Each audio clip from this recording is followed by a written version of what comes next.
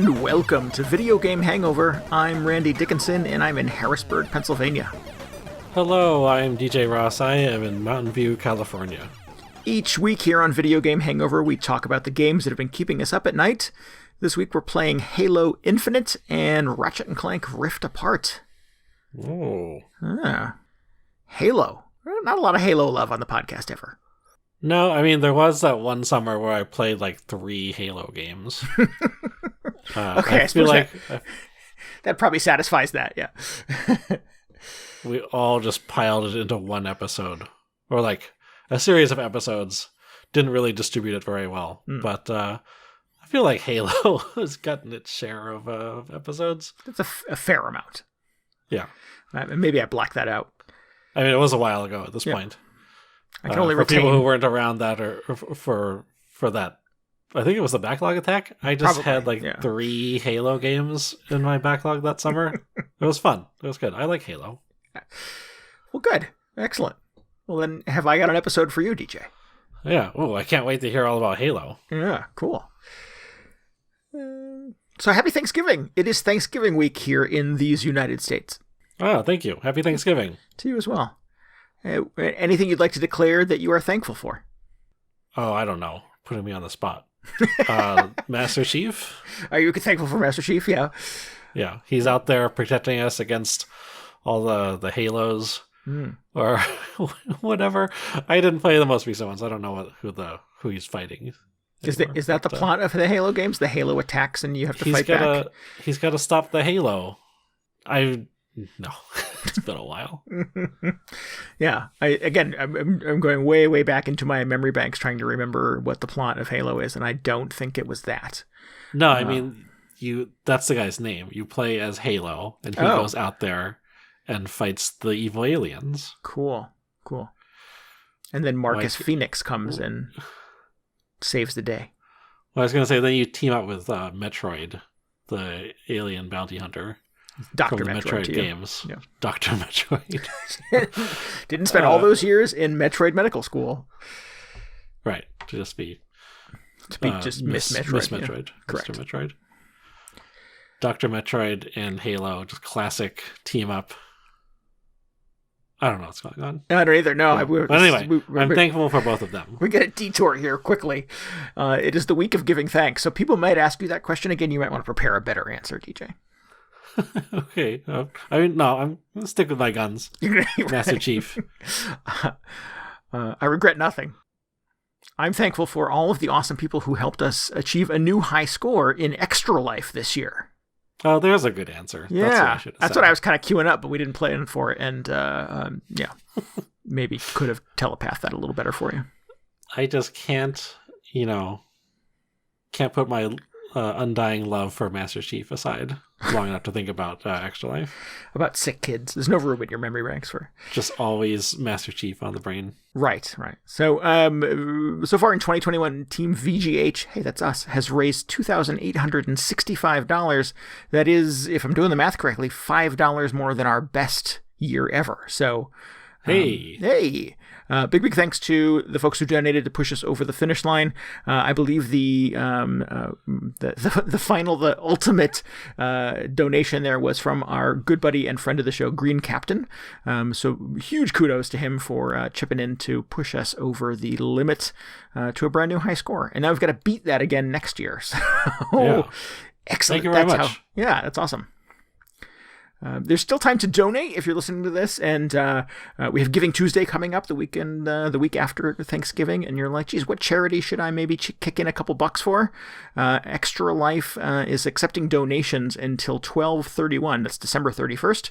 You can donate at VGHangover.com/extralife and push that tally up a little bit more, make it all the more interesting for us a year from now when we've got to beat that score.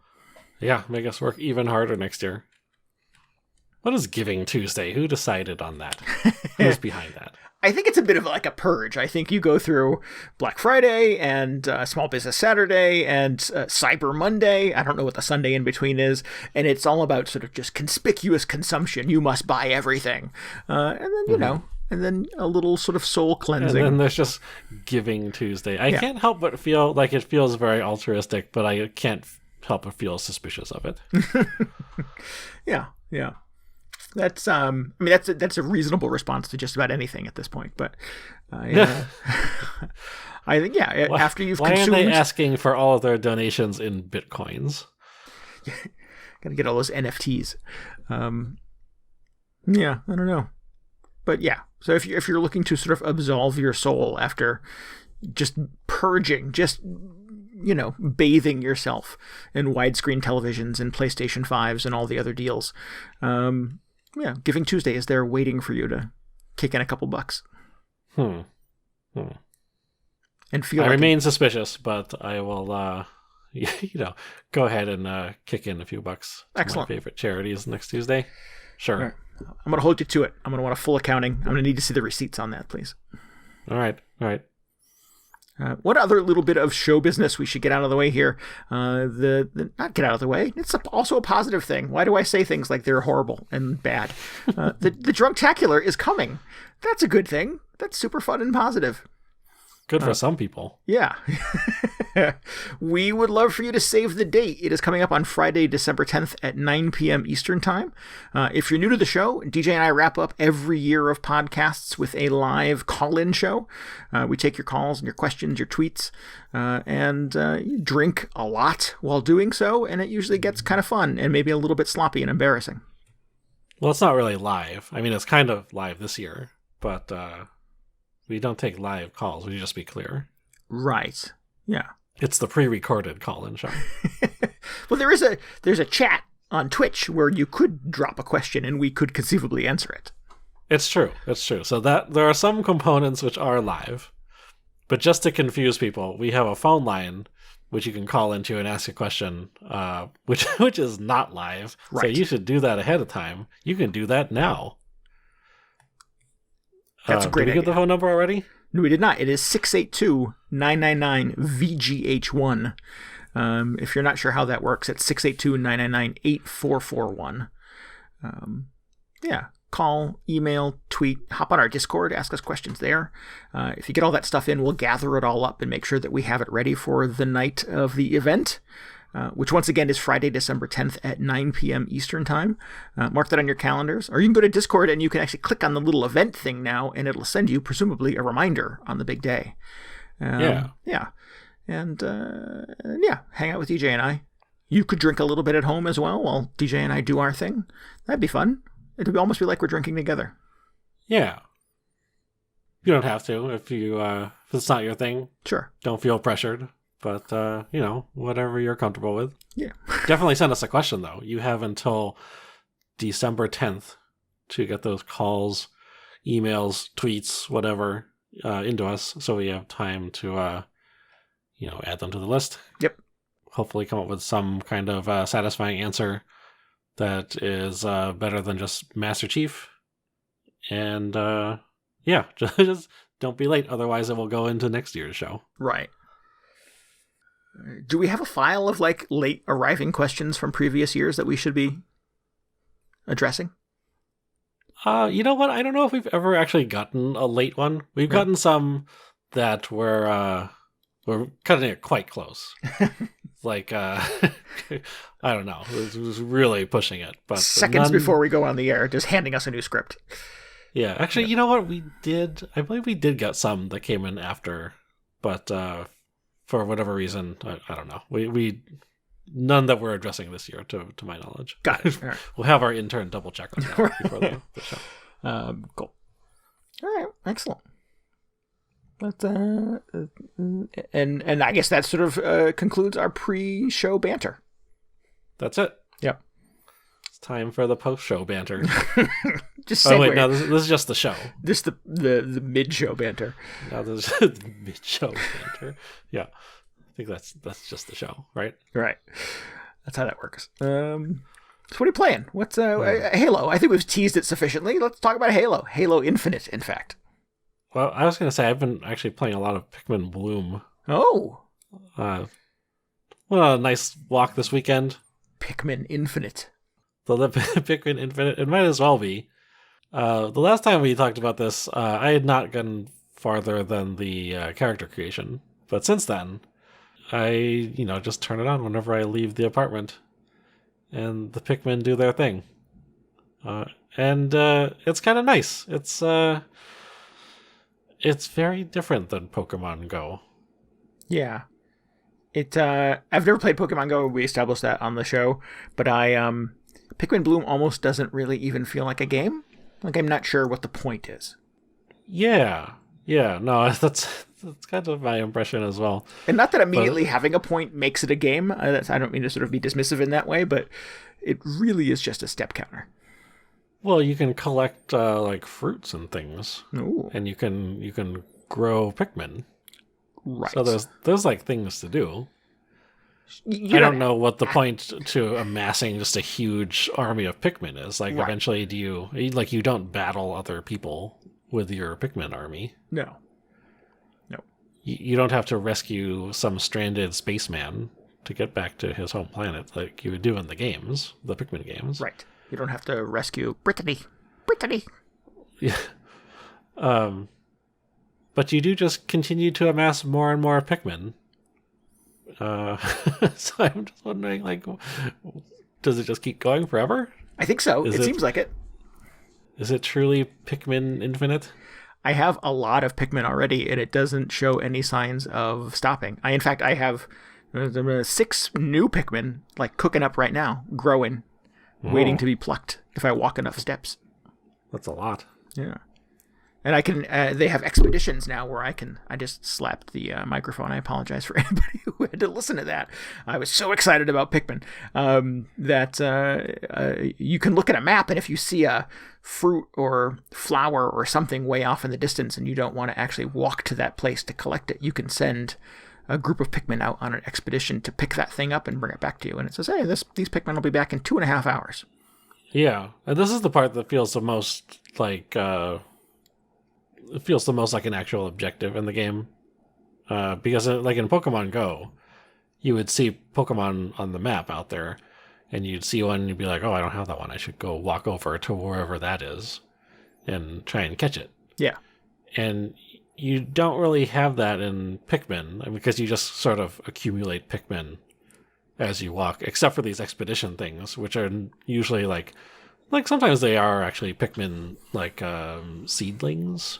Other times they're fruit that you can feed to the Pikmin. And there's like special Pikmin too. There's like ones that have funny hats and things like that. Yeah. But it does feel like that is the closest thing to spotting a rare Pokemon. Like you could see a blue Pikmin seedling somewhere off your like walking path and think, oh, I should go over there. But I feel like this game is so chill that I'll see something out there and be like, I don't need to go over there. Because you can just send your Pikmin to go get it when you're not playing. Right. I really can't imagine being into this game to the point where you're like tracking down every single thing on the map. And if you really get into it, you can really like min-max your expedition efficiency if you want to, because like the more Pikmin you send out on each expedition, the faster they come back. But for me, it's like I'll just put 1 Pikmin on each expedition. Like this poor solo Pikmin goes out to cart back this enormous orange or whatever, and it's like this guy will be back in like 45 minutes. I'm like, oh, that's fine. I'll be here. But I feel like it just goes against the whole vibe of this game to try and rush anything that you can do in it. Yeah, that's fair. The thing it's trying to sort of incentivize you to do is to go out and walk around. And as you walk around, it leaves sort of a trail of flowers behind you in your city. And you can see other places other people have walked with the app. And yeah, you have sort of this meta game, this overarching objective of just sort of covering your entire city or wherever with flowers, which is kind of fun and cute. Yeah. It's interesting because you can see where other people typically walk in your neighborhood, which is kind of cool because that's where all the flowers are. Right, yeah. little hotspots. In fact, if you're paying close enough attention, you can see which houses have people who play Pikmin Bloom living in them. Because typically, if you're just walking to the kitchen or whatever, and you have your phone on you, you may leave a little trail of flowers just concentrated in the silhouette of your house. Right. So just, interesting sort of potential privacy concern. It just sounds like a privacy problem. Yeah, exactly. Yeah. But I mean, it's fine. I don't know what people are gonna do about that. Like, I don't think anybody's breaking into your house to steal your Pikmin Go or Pikmin Bloom smartphone. One of the things that I do like in this, and I've used it a few times, is as you walk around the cities that you're in, or you send Pikmin out on expeditions, sometimes they come back with postcards, which are it's a little like a Pikmin postcard of a bunch of Pikmin playing in front of some photograph of a real landmark in the area that you're in. In Harrisburg, it's really cool because there's little Pikmin photographs at all of the murals in the city, and there's a ton of murals in our city, so I've been trying to sort of collect as many of those as possible, which is really neat. And then you can share those with other people. So I've been sending DJ, and Creed from our Discord is also on Pikmin Bloom, and I've been sending you guys cool postcards from all over Harrisburg. I've not gotten a lot back, DJ. I don't know how to send postcards. This game does not explain how to do anything in it. Oh. Like, I think everything I've talked about up to this point, I had to figure out for myself. Like, I still don't know what's up with the gyms. In fact, I need to correct myself from a couple episodes ago. The little landmarks around the city were Pokestops in Pokemon Go. Gyms are a separate thing. But Pikmin Bloom uses the same landmarks, and instead of Pokestops, they're like these big flowers. Yeah. That are in various stages of like blooming, and I still don't know why, like what purpose they serve. If you contribute flowers, if you walk past one of them or walk to one of those landmarks, enough sort of flower petals are left in your path that it would cause one of those giant flowers to bloom.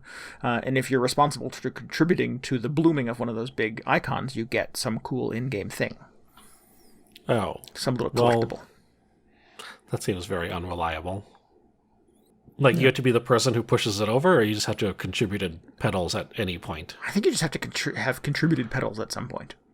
Yeah. Wow. I don't think you have to be the one, like, just there at that precise moment that you're... Just, like, doing laps around it. Right, exactly. Walking in circles around the giant invisible flower growing in your city. Okay, well, it does still seem like there are a few things left to sort of decipher about this game, but it's been interesting. It's like a kind of cool side thing to do, because I will like go on walks anyway, and it's fun once I get back to just see like the trail of flowers that trace my path around the neighborhood. Yeah. And I like that it's not like Pokemon Go, where you're not just like glued to the screen the entire time you're out walking because you're in search of a rare Pokemon. It's just like, you're accomplishing things just by being out and moving around. Right. So that's also kind of cool. It is pretty passive. Yeah, I do kind of like that about it. It doesn't require me sort of constantly being on my phone. When Pokemon Go was at its height, when it first came out, we could, as we were walking around the city, not playing Pokemon Go, definitely spot the Pokemon players. Generally sort of clustered up in one area, all with their phones out, doing something I didn't understand. I'm happy to not have to sort of participate in that way. I can, you can start an activity. When I go for a walk, I started an activity in Google Fit, so it tracks my steps there and puts them into my little sort of calories burned bank for the day. And I also just start a little walk in Pokemon Go, and it tracks all of that stuff as I move out. And then just put your phone in your pocket. You don't have to sit around and stare at it. Yeah, it's interesting. It's so weird that they would put out something that feels so sort of passive in the background. But it's cool. I mean, it would be hard to be playing both this and Pokemon Go at the same time if it required that much attention. So maybe they're just being smart about it. You're only going to give your attention to one walking game tracker thing. Right. Yeah. Well, I mean, it's the same developer, so they'd just be competing with themselves. That's not good. That's true. Yeah. And there's a few little places in the app where you can spend money. If you buy you can buy little trays that make your Pokemon grow faster. And other little things like that. There's a detector. I don't think I understand quite what the detector is for. It's supposed to tell you where something in your city is, but I can't figure out how to use it. The detector, this I think I do understand how it works. Okay. See, It you and I just need to puts out pool our wisdom to dominate Pokemon Bloom. It just shows you where a bunch of the nearby items are that you can go find or send Pikmin out on an expedition to go get for you. So it just puts a little more expedition targets on your map. Yeah, and I think the catch is you can only, like, it takes 10 hours to recharge unless you, like, pay, I don't know, Pikmin coins or whatever to recharge it. But I'm just like, 10 hours, that's fine. I'll just use it again on my walk tomorrow. Right. Exactly. More than 10 hours from now. Like I said, I can't imagine somebody who's just like feverishly, oh my god, I just used the detector. I gotta, put coins into it so I can use it like a quarter of a mile from now. Yeah. Just like going insane over Pikmin Bloom. But who knows? Maybe people like that are out there. Yeah. I would love to run into them on one of my walks. It does not seem to be built to sort of inspire that level of lunacy, I don't think, though. It is definitely kind of a pretty chill experience. Yeah. Which is good. It's good. Sometimes I felt like as much fun as I had with Pokemon Go, I did feel like it got to be a little too involved at points. Well, cool. Well, I'm glad you're anyway. still playing at it. I've watched, again, on your little friend screen, you can sort of see what levels people are at and stuff like that. And I've watched your number climb pretty quickly since downloading it. So, he's getting out, he's doing some stuff. I'm on my way to becoming a master Pikmin trainer or whatever. I love that the game reminds you every time you start it not to trespass. Right. Please do not trespass while playing Pikmin Bloom. I feel like that just goes without saying. Like, do you really have to remind people not to commit crimes? Like, don't rob anybody while you're playing Pikmin Bloom. Yeah. Just, PSA. Don't break into the Louvre to get a orange or whatever. Yeah. Cool. Anyway. Nice. So Halo Infinite. Yeah. Whoops, it's pretty good. Oh, wow. Cool. It's pretty good. Like I was saying, I mean, I have a spotty history with Halo. I've played most of them up to this point, but largely the campaign. Which is just a big selling point to me too, yeah. Yeah, like, actually one of my greatest gaming regrets, I think, something that's just missing from my sort of gaming history, is I never really did like the Xbox Live Halo LAN thing, or that's not Xbox Live, but like Halo 1, they would do like the LAN parties, right? Right, yeah. Halo 2, that's when they got the Xbox Live thing going. I never did any of that because I didn't have an Xbox at the time. So I just don't have that Xbox Live, Halo multiplayer experience. In fact, even when I did that that summer backlog attack, 3 or 4 Halo games all at once, I think I dipped into probably Halo 3's multiplayer a little bit, but that was the first time I'd ever played multiplayer Halo, really. So that was kind of a weird experience in and of itself. Yeah. But I remember having a surprisingly good time with it. I was like, oh, okay, I understand why this is popular. Yeah. I think those early games are very, like Modern Warfare. I'm going to sort of like pretend I know a lot about first-person shooters. So I feel like Modern Warfare kind of broke the mold a little bit, and Oh, it totally did. Yeah, changed the sort of the structure of these things and what people's roles were, and how upgrading worked and things like that. And Halo initially, I think, sort of like was the counter to that. I mean, those didn't happen at the same time, but it definitely kind of held on to its roots, I think, a little bit longer. And then Fortnite came and kind of broke everything for everybody. So, so yeah, I think definitely Halo had a different feel for a long time, while a lot of games were sort of striving to compete with, or at least sort of create experiences on par with a Modern Warfare kind of thing. After that game blew up, Halo still kind of stuck to its guns a little bit, I felt like, and definitely had a different kind of pace to it. It definitely, yeah, that's true. No, I think that's accurate. Wow, you know a lot about first-person shooters. Thank you. I appreciate that. It's not not information I get to use very often, but it's a good thing we have this venue right here. Yeah, I kind of like respect that Halo has always just kind of been its own thing. Like, it felt like a couple times they did try and like spice it up a little bit, especially in the wake of Modern Warfare. Yeah. But for the most part, it feels like, and even in this edition of it, Halo Infinite, that it feels just like, you're just doing Halo deathmatching. There's not a ton of like perks or kill streaks or other stuff that you would find in other more contemporary first-person shooters. It just feels very familiar, even to somebody like me who has not played a lot of Halo multiplayer. Which I think is cool because, I wasn't playing Halo. I was playing like Quake 3 Arena or Unreal Tournament, which are definitely have more of that sort of, they're sort of the same era of like kind of more modest arena shooters. Mm-hmm. So in that sense, it felt very familiar as well. I was like, oh yeah, remember when, remember when you actually had arena shooters? It wasn't like a lot of taking cover behind barricades and, swapping weapon attachments and all that stuff that you find in more modern stuff. So it was really cool. So this is like, it kind of surprise dropped a week ago or 2 weeks ago. It's been out for a little while at this point. And at the moment, it's just the multiplayer component. I think the single player was was once again delayed until even later next year. Oh, wow. I didn't realize it was that far off. You and I had thought this was like a beta or a test drive kind of situation, but it sounds like it is a beta. Yeah. But the plan is that your progression will continue into the full game when it comes out, I believe, early December. Oh, okay. And then at that point, it will just be like season 1 of the multiplayer. And I think the idea is the multiplayer is going to be free to play for the life of the game, which is awesome. Cool. Because it's just like, oh, free Halo. Pretty good deal. Do you need Game Pass? Well, you need Live, I assume, right, to be able to do it? Yes, I assume you need Xbox Live if you're playing it on Xbox, or it's on Steam, which is weird. Wow. So I played this with a mouse and keyboard. That was also very strange.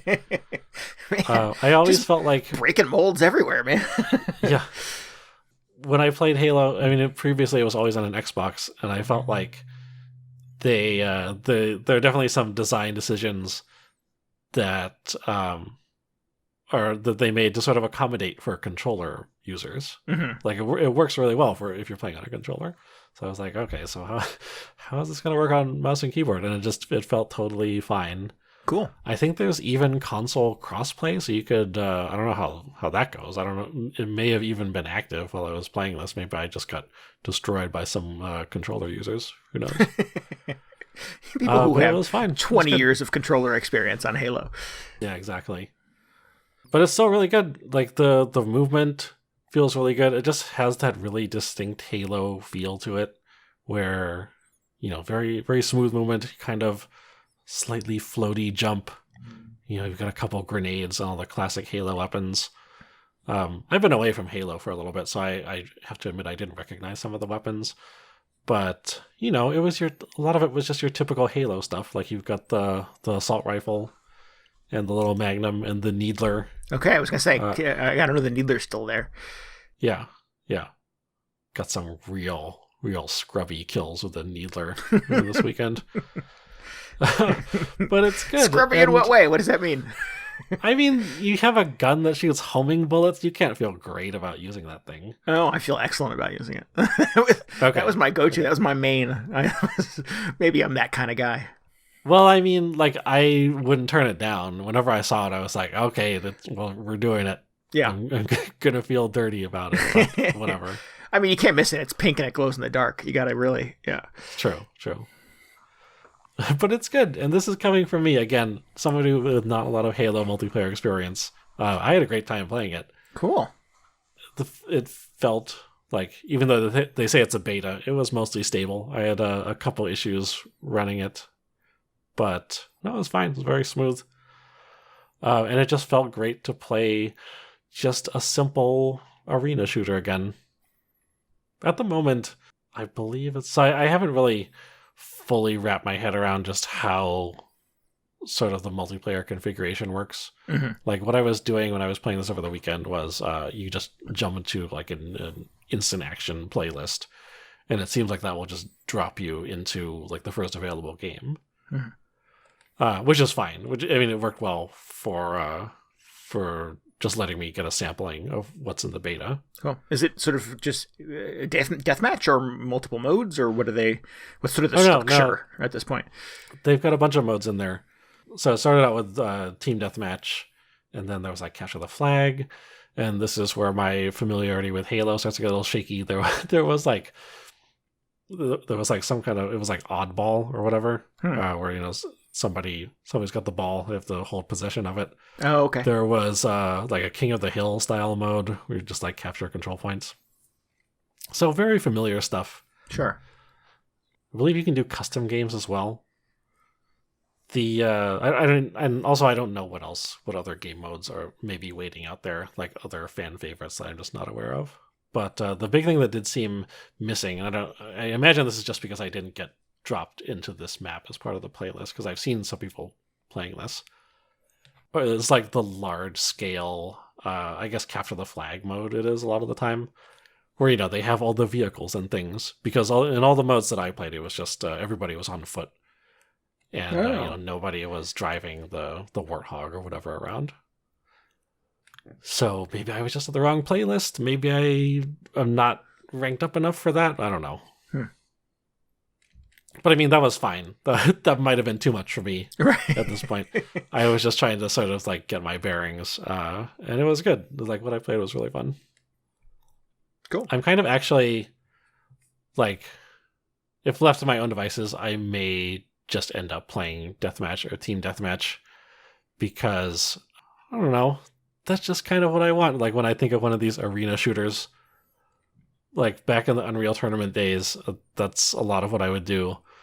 If you go back even farther to like Perfect Dark or GoldenEye, I would just play like deathmatch a lot of the time, because I have simple tastes when it comes to this type of game. Right. Like I don't need to be I don't need a mode where it's like, okay, we gotta go plant the bomb, and we got to stop the other team, or we got to defuse the bomb or whatever, that sort of stuff. Like those are fine. Maybe once in a while I'll spin one of those up just for some variety. But I don't know. I feel like Halo does deathmatch extremely well. Capture the flag also pretty good. I don't know. I don't really think of like that type of game mode when I think of Halo. I just think of, shooting dudes back and forth. Right. That's fair. I think that's probably where my association with that goes. I tend to think of the more, complicated, team-based, objective-based kind of, first-person shooter experiences belong in like Battlefield games and things like that, where it's like, you drive your tank, I'll fly the plane, these guys will be snipers, everybody sort of has their job. I don't associate Halo with having that kind of specificity. It's, find the biggest gun you can, hopefully kill a couple of guys, and, lather, rinse, repeat. Yeah. No, I think I'm on the same page with that. Like, if I really want to play a game that has all those involved objectives or whatever, I'll just play Battlefield or whatever. Yeah. And I appreciate that, like, Halo has the larger scale stuff in it as well. Who knows? Maybe if I actually got one of those in the playlist, I'll really enjoy it. But I wonder if maybe it's just because I typically like lone wolf it. I don't go in with a squad or anything, so it's harder to coordinate that sort of team effort. But I'm just like, just give me the deathmatch. That's enough.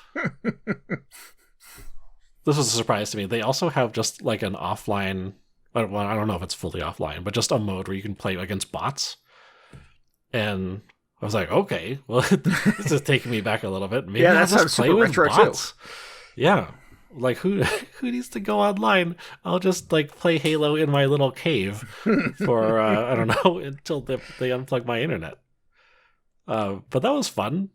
Like I remember putting in quite a few hours against bots. Oh yeah, back in like Unreal and Perfect Dark. That was good. Turn out the turtle bots and stuff like that. Was Perfect Dark and Perfect Dark. Yeah, had all the little modifiers for the bots, how they played and stuff like that. You could sort of like queue up different modes. The turtle ones I think were very slow. Right, that sounds right. Yeah, I think those are the ones that just go hide in the corner or whatever. You have to go hunt them down. Right. Well, that's fun. But it was good. Yeah. I was a little worried that, I was going to jump online and just get owned from every direction from people who've been playing Halo for 20 years. Right. But, I jumped in with a few bots. I was doing all right. I was like, okay, I get it. I feel like I'm all right at Halo. And then I went into some live matches, and it was actually not terrible. I feel like I did all right. Nice. So, who knows? Maybe I've been just a closet Halo player all these years. I think my presumption of the way that first-person shooters work is exactly the same, is that I don't even generally bother to try them anymore because...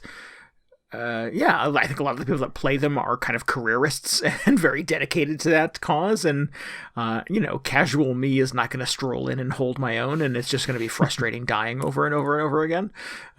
So I don't bother to try. So this sounds, I'm sure there's challenge in it and maybe you're underselling that a little bit, but it sounds like it's pretty approachable. Mm-hmm. Yeah. And I don't know if it's because they do like skill-based matchmaking or just everybody on Steam is playing Halo for the first time, so they're just not super familiar with it. But you got it was Steam surprisingly noobs good. Server. The Steam noobs, yeah. Yeah, that was good. I also just had I had voice chat off. I know that is like what Xbox Live is infamous for, so that may have just smooth out some of the rough edges that you may have gotten while trying to play Xbox on a console. No toxic 14-year-old screaming in your head? Yeah. It's been so long since I played a game where that was a thing. I don't even remember. It was probably like Modern Warfare 2. Yeah. But no, just my life has just been toxic gamer kitty free for so long at this point. It's funny, we on Extra Life Day, we were playing Back 4 Blood, which is a 4-player co-op. And we only had 3. So the game kept trying to put a 4th player on our team. And there was somebody who they dropped in there who was everything you would expect from an online gamer. That was playing some hip-hop album at full volume in the background while being yelled at and simultaneously yelling to his mom. It was terrible. And we were like, oh my God, make it stop. How do you turn off? They're real. How do you mute this person? How do I kick him off the team? It was, a few moments of panic while we were simultaneously trying to not die from zombie bites and also boot this person from our squad. It Excellent. was, Excellent. as horrible as you would expect online video gaming to be. Oh, so good. I'm kind of relieved that they still exist. Yeah.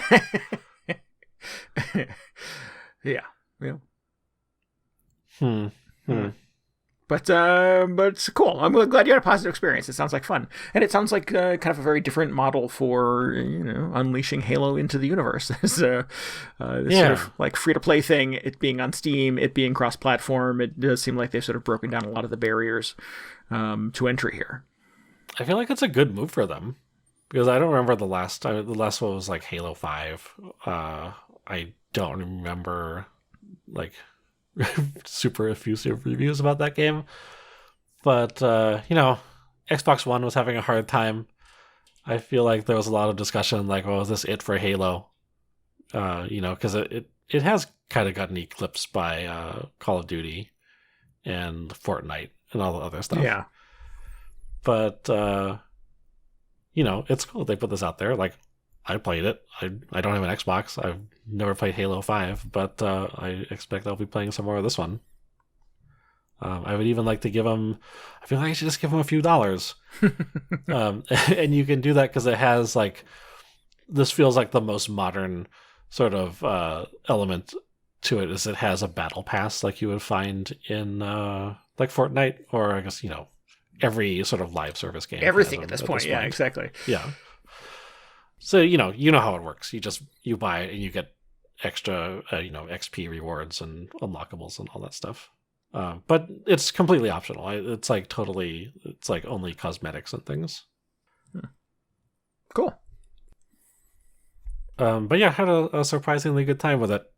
It's it's pretty good. Pretty good. Nice. I was really surprised that when Destiny 1 was coming out, because that was Bungie's next thing after Halo. Right. I was like, oh, here we go. What's, Bungie multiplayer just going to come in and obliterate Call of Duty? And like, I don't hear anybody ever talking about playing a PvP in Destiny. I don't know what's going on there. Yeah. I won't pretend to speak with any authority on the world of Destiny, but I don't think PvP is the big sell. I think it's the whole MMO vibe of the thing and squatting up with your buddies and doing raids and stuff. Yeah, so I mean, maybe clearly they deliberately decided to not make that the focus, because they've got the whole single player or co-op aspect of it. Right. So it's nice to see that Halo kind of lives on in Halo, as it were, even if it's of a different studio developing at this point. Yeah, I think that's that was the evolution, right, from that, from everything being kind of an online first-person multiplayer shooter to that kind of games as service thing, where the season structure came in, and there was more of a MMO sort of structure to it, where you kind of live in the game rather than having broken down kind of play sessions and stuff like that. Mm-hmm. Mm-hmm. I like that it feels like there's this sort of pushback to more modern online games. Like with this, like with Halo and with Back 4 Blood to an extent, where it's like, they don't all have to be this massive battle royale. You got the flashy battle pass, although everybody does have that. Yeah. But just like, it seems like a lot of people are looking for a more simplified gameplay experience. Even like including stuff like Rocket League, where it's not Call of Duty. You're not just unlocking stuff left and right, and there are all these little point multipliers popping up all over the screen. It's just like, hey, let me just play this simple sort of soccer game online, right?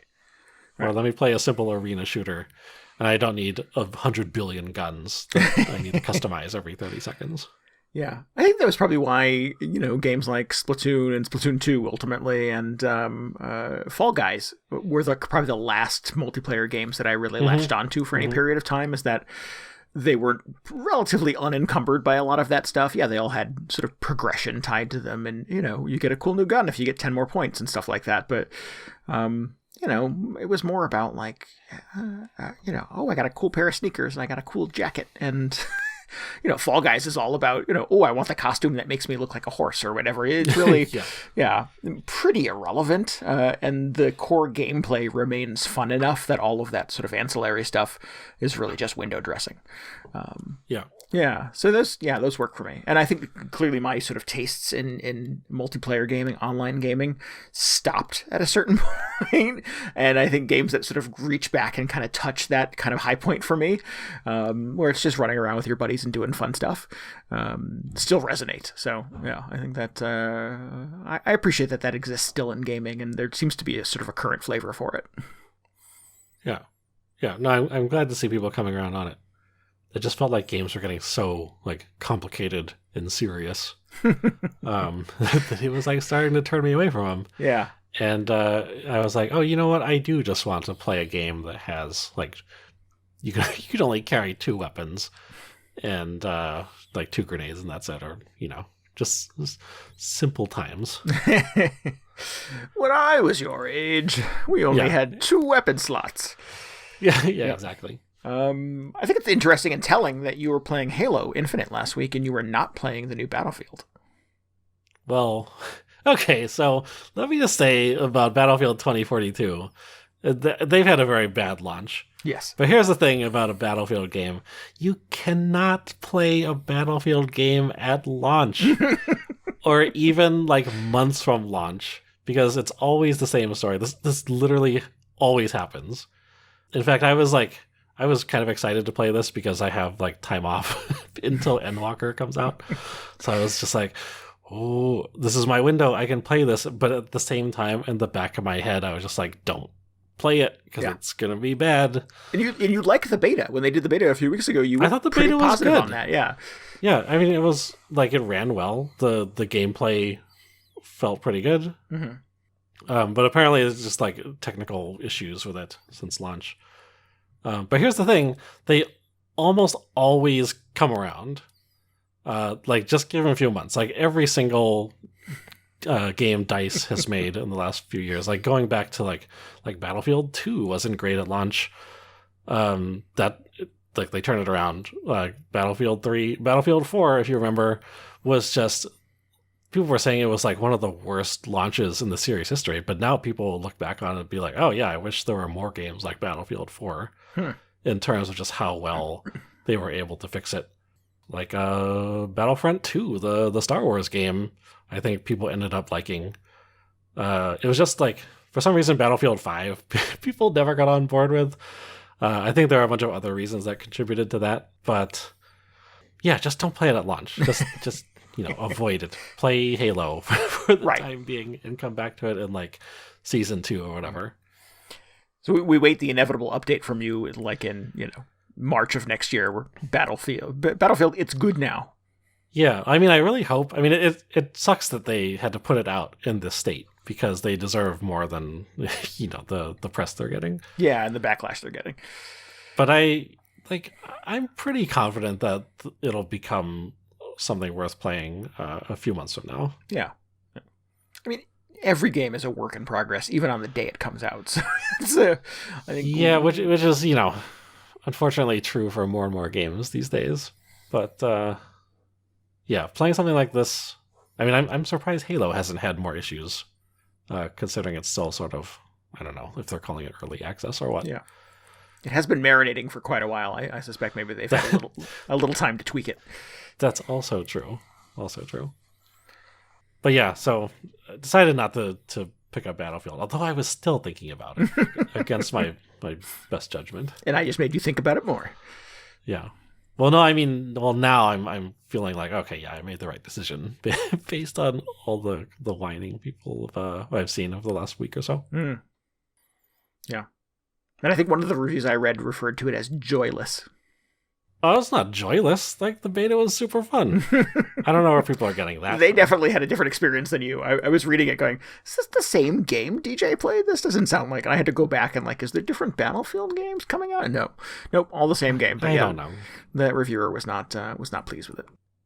Hmm. But, that's why there's different games. It is a war game. War is not a joyful experience. Maybe they were just, way too into it. Yeah. Who knows? Well, anyway. Fun. I'm intrigued by this Halo experience now. I might have to give this a whirl. Yeah, that's pretty good. Cool. Pretty good. Cool. What also has been a great source of joy for me in the past week was Ratchet and Clank Rift Apart. Oh, yeah? Yeah. It is what a delight to sort of be in a year where there are more than one good kind of 3D platforming game.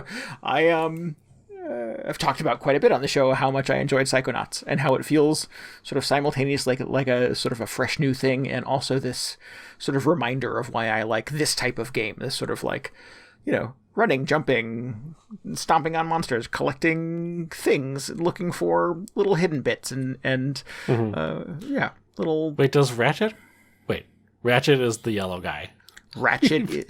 Please explain to Grandpa. Does he stomp on things though? I thought he had a gun. He has a gun. Yeah, I mean, obviously the Ratchet and Clank experience is slightly different in that it's a very gun driven, very sci-fi driven kind of experience where you've got an arsenal. In fact, there is a previous Ratchet and Clank game called Up Your Arsenal, where you have tons of weapons at your disposal, and unlike Halo, you get to carry them all around at the same time.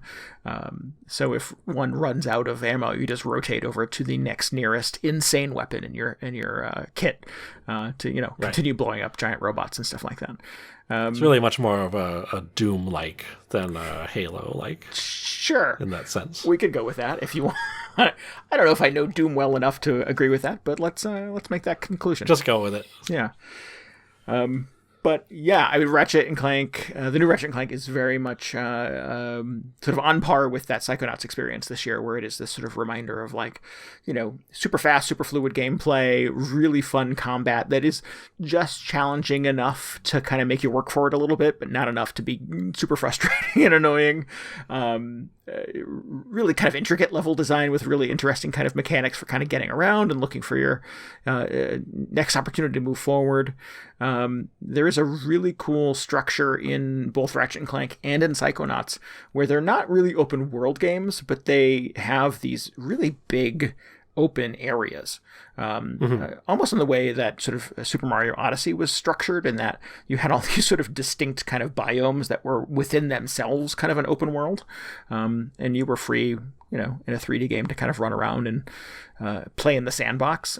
Ratchet and Clank is structured in the It's very not same like way. you're running from the beginning to the end of a level in this. Correct. Yeah, it's not linear in the.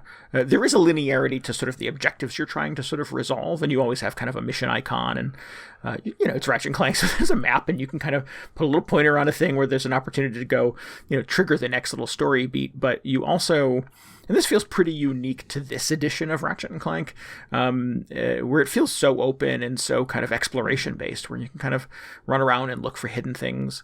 It is.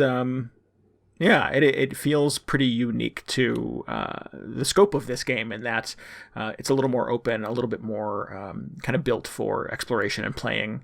And there's fun little interaction points too, where it is a game about dimensionality, and that you have this cool tool now where the line between different dimensions is breaking down, and you can use this tool to like pull yourself into other kind of dimensions on the spot. So very different kind of experiences all sort of squeezed into one kind of compact place. By dimension, is that how they're just referring to these different worlds? Yeah.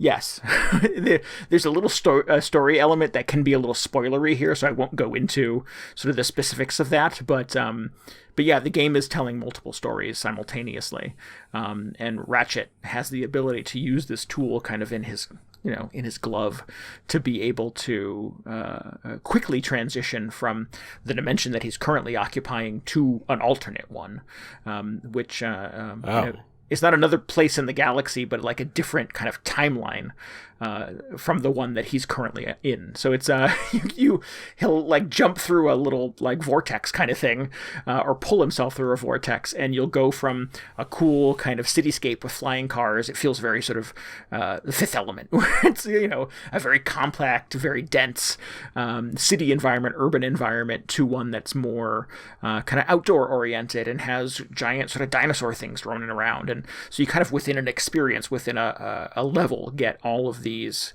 really interesting and very kind of disparate kind of feeling environments kind of jammed into it. Okay, so and this is the thing that they show in all the previews. This is like using the full power of the PlayStation 5, right, to instantly load one of these alternate dimensions. Correct. Yeah. Okay. Yeah.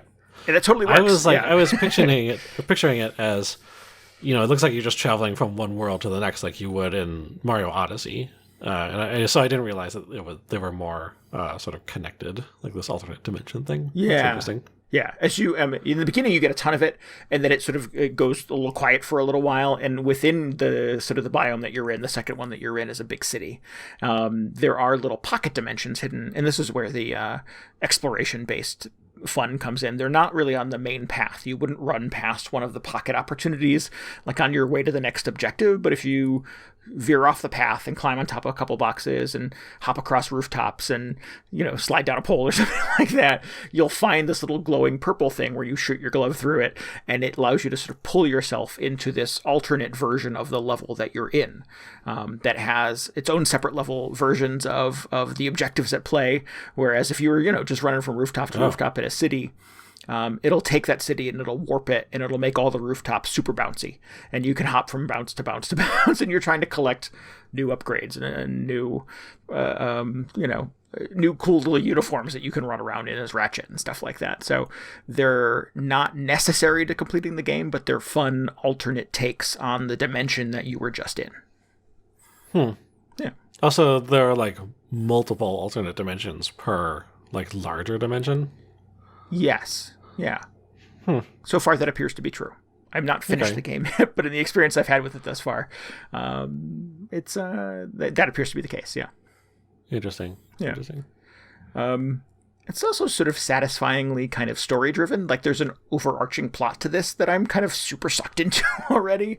It has introduced a couple of really new characters. There's all of this sort of traditional Ratchet and Clank stuff where you have Dr. Nefarious is your bad guy, who has been the bad guy in nearly every version of Ratchet and Clank all along. You start the game as Ratchet and Clank, having just vanquished Dr. Nefarious. Again, you get a hero's welcome, and the whole city is alight, and there's fireworks, and there's a parade happening, and there are giant Ratchet and Clank balloons being flown over the streets and stuff like that. And you arrive and you give a little speech and wave and stuff like that. And meanwhile, it is telling a story of a person who is very similar to Ratchet. Her name is Rivet, who is also a Lombax, like an orange thing, except she's not orange. And she is a less successful version of Ratchet. She has had a lot of defeat. The world that she is in, that Dr. Nefarious is always the victor. In fact, he's Emperor Nefarious in her version of the world. She is in the Resistance, and the Resistance just gets crushed at every opportunity. So while Ratchet is successful and happy and has a cool best friend, Rivet is sad and a little lonely, and has sort of learned to live with defeat in a lot of ways. But she's still a hero. You still see her. She gets a cool mission at the beginning where she's trying to sort of escape with some information for the Resistance and sees an opportunity to be heroic, to help somebody. And she deviates from sort of the path that she's on to go be a hero. So she definitely still kind of has the hero's heart that Ratchet does. So you get kind of these interesting parallel stories, and both of these characters are pretty well realized. Ratchet has been explored quite a bit in the previous games if you've played any of them.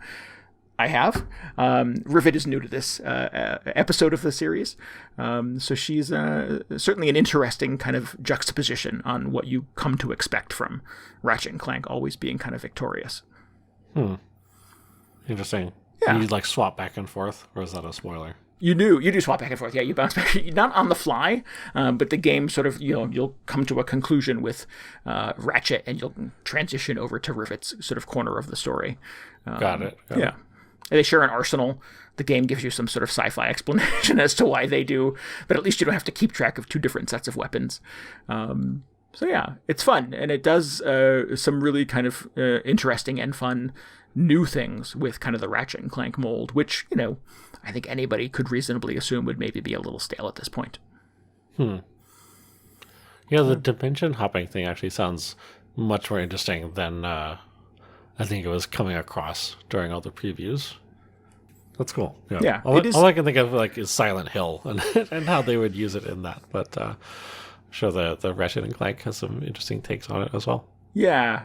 It's just it feels very dense. I think that's the thing that sort of it is technically impressive that you would have these little sort of pockets, these little places where you can pull yourself to other dimensions and other versions of the place that you're in. And it does it super seamlessly. Obviously, the sort of the PS5 is engineered for super fast load times and yada yada, gigaflops or teraflops of processing power. So it's cool that you can pick any one of these at random at any time during the course of a giant boss battle that has you against this, huge 50-foot robot, and sort of transition to an alternate version of that by choosing to hop through one of these little dimensions.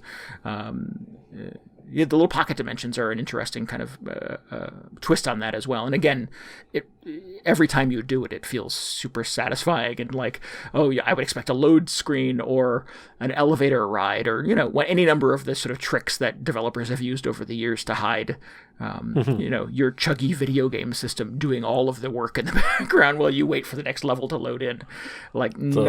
Slowly squeezing through a narrow gap on the wall. It's my new favorite. Yeah. Ugh. That happens a lot in Uncharted games.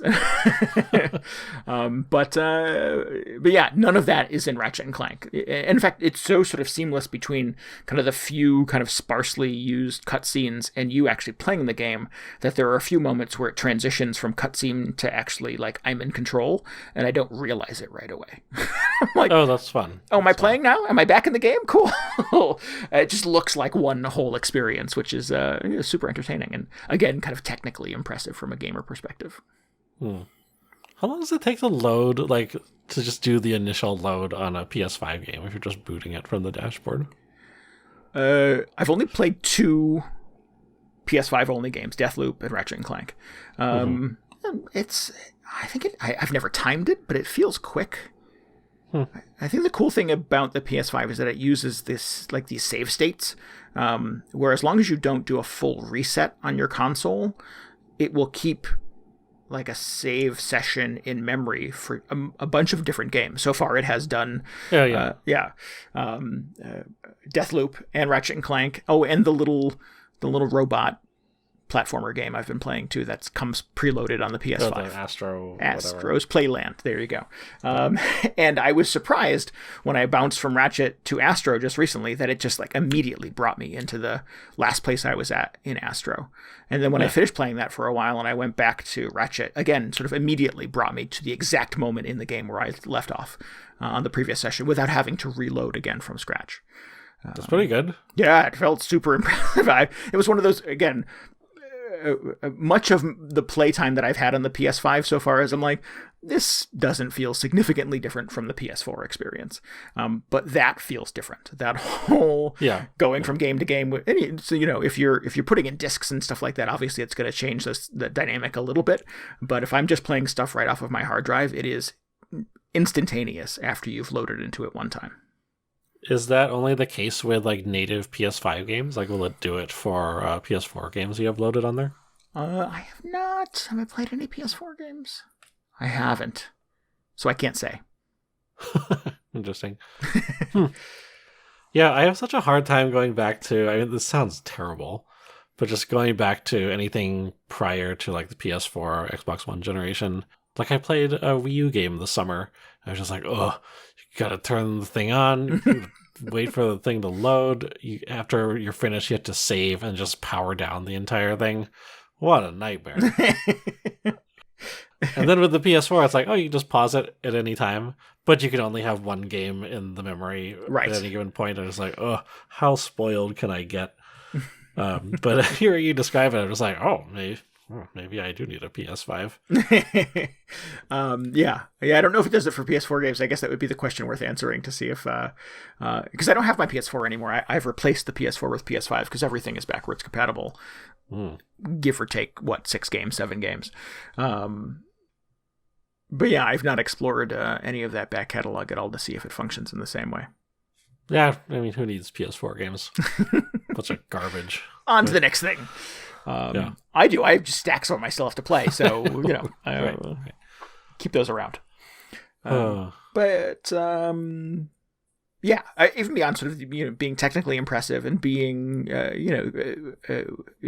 in these worlds that are just so densely filled with cool fun things to do, and the game has a big heart and a lot of a big sense of humor, as as you're sort of focusing on Ratchet giving his speech at the hero's welcome at the beginning of the game. In the background you see just crowds and hordes of people kind of doing fun stuff and there to see the speech and see their heroes and stuff like that. But if you kind of focus on some of them, you can see that they're all kind of individually dressed and individually animated, and some of them are doing kind of fun stuff, and it's just, again, it's just so kind of densely filled with kind of funny gags and areas to explore, and it's just a really kind of impressive piece of world building, and it's just so much fun to, again, I keep going back to Super Mario Odyssey, just fun to be around and fun to see what's next and see what other kind of fun little challenges and things that the game can kind of cook up for you. So again, just super satisfying to kind of be in a year where I have not one, but 2 and 3, if you include Astro's Playland, which continues to be a lot of fun. Still playing that? I'm still playing it. Yeah, there's still one whole level of it where I've not collected all the cool collectibles, and I'm trying to sort of build up my Sony museum in that and get all of the little artifacts to put in my Sony museum. So I just got a Vita the other day, which was fun. And so I'm still trying to explore and find all the little hidden stuff in Astro's Playland. I just, this is my perfect kind of mode of gaming. I feel like, yes, I talk about Animal Crossing a lot, but that's not really my sweet spot. I really feel like these sort of mascot platformers, the Ratchet and Clanks, the Jak and Daxters, the Psychonauts, that's my that's my perfect era. That's exactly where I'm probably happiest in gaming. And, you know, super grateful that appears to be kind of on a positive climb right now.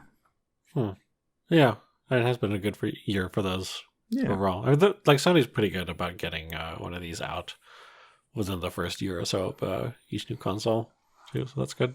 Yeah, Ratchet and Clank seems to be the big survivor. I think, you know, some of us hold out hope that there will be, you know, a grand resurrection of Sly Cooper someday or Jak and Daxter someday. But Ratchet does seem sort of pretty reliable and kind of hanging in there and still being kind of relevant each sort of, you know, cycle of gaming, each generation of gaming that comes up. Yeah. Oh, cool. Yeah. So a lot of fun. Having a good time with it. Nice. Makes me smile Glad you every time finally I play get around to it. Yeah. I've only been talking about it for a year, so yeah, absolutely. Yeah, I mean, you had to go through all that effort to just get the PS5 in the first place, so that was impressive to begin with. Admittedly, if I could have gotten a PS5 earlier, I would have gotten to it earlier, but, you know. Yeah. That's how these things go. Cool. Cool. Yeah. All right. Well, let's, I guess we should wrap this thing up, right? Unless there's anything else you want to talk about. I don't know. I think that's it. I think we covered it. Good. That's all the stuff. If you need any more video game hangover in your brain, you should definitely follow us on Twitter at twitter.com/VGHangover. You can always get show notes and links and tell us what you thought about the episode at VGHangover.com as well. We would love for you to join our Discord. You can hang out with us, talk about video games. DJ will put up a flare if he's going to play Halo again. Maybe you could hop in and play some Halo with him.